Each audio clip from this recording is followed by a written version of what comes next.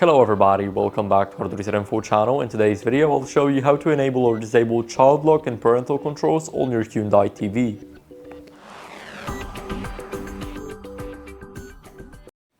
So first, let's head over to the settings.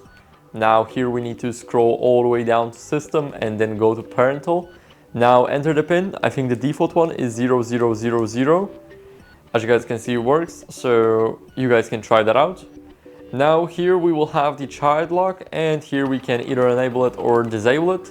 Also here we have the menu lock, and that's basically it. So you guys can enable it or disable it by clicking left or right arrow on your TV remote.